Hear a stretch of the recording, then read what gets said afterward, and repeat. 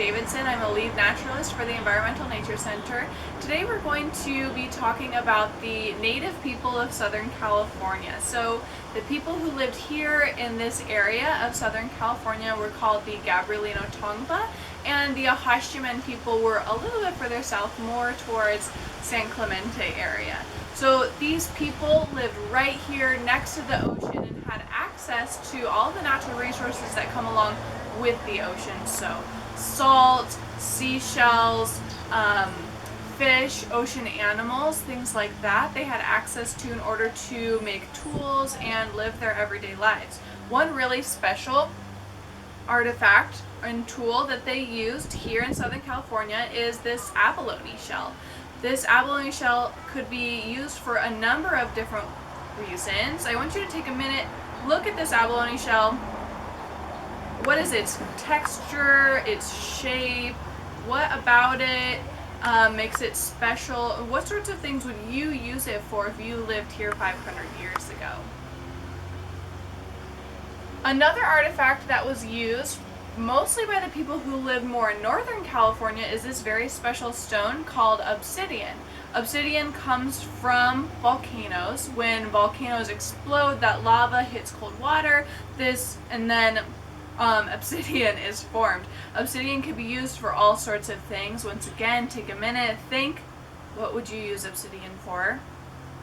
So volcanoes, there's no volcanoes here in Southern California, but there are some further north in Northern California, Oregon, Washington. So the people who lived next door to volcanoes had access to obsidian. The people who lived here in Southern California had access to abalone, and these were two very useful tools that the people here in Southern California wanted obsidian. The people who lived in Northern California wanted abalone. What do you think that they could do? You said trade. I agree with you. They could trade these different items. After a while, they developed a form of currency called a ponko, and a ponko is basically seashells on a string, and the longer your ponko, the more it was worth. So today we're going to take a closer look at how to make a ponko. So our very first step would be to get a seashell from the ocean. This is a very special tool called a pump drill, and how it works is usually they would have obsidian here on the bottom of the pump drill. You place it on the seashell using one hand, wind the block up, and then just using gravity you're going to guide the block up and down the post, and this force ends up drilling a hole into the seashell.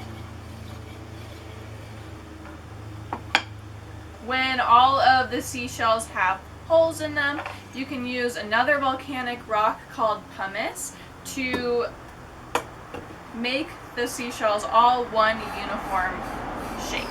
This is a little glimpse into life in California 500 years ago. Thank you so much for watching. Tune back in tomorrow for more. Thanks.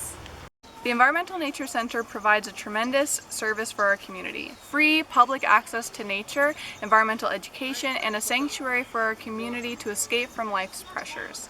The ENC depends on income from programs to fund our operations and to pay staff. The recent school shutdowns will result in a considerable loss of income for the center. Please consider becoming an ENC member or making a donation. Any amount helps. To donate, please visit encenter.org. Thanks.